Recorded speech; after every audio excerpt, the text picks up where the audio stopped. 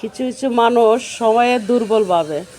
তো মানুষ কিন্তু জানে না যে কিছু কিছু মানুষের হাতটা কত দূর বা কোথায় গিয়ে পৌঁছাইছে। তো যারা বুঝা ব্যক্তি তারা একা একা চিল্লায় না, তারা সময় মতো কথা বলে, কথার কথা সময় মতনই বলে।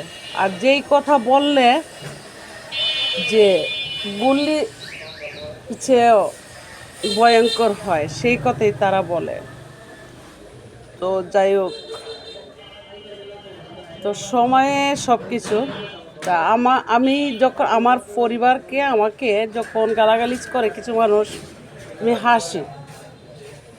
হাসির মধ্যে যে আমার রহস্য সেটা হয়তো জানা নাই। তো আমি একদিন ধরি, 10 দিন ধরি না। তো একদিন ধরলে কিন্তু আমি নারী হয়েই আমি জম লাগাইয়া বসে থাকি, জম লাগাই না। তো আল্লাহ আমাকে অন্যদিকে যদি আমাকে না দিয়ে থাকে, তবে একটা গুণ দিছে আল্লাহ। আমি যখন একজনের সাথে প্রতিবাদ করি, রিটার্ন ব্যাগে আমার বিরুদ্ধে প্রতিবাদ করার মানুষ আমি দেখি না। তার জন্য আমার কাছে ভালো লাগে।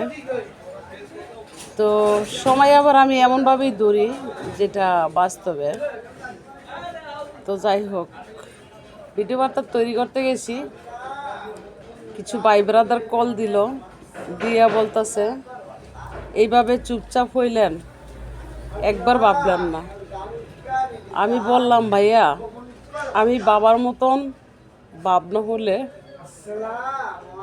আমি ভাবি, আর যদি বাবার মতো ভাবনা না হয় তাহলে আমি ভাবি না। তো একটা বিষয়ে আমি দেখলাম যে আর ভাবলাম।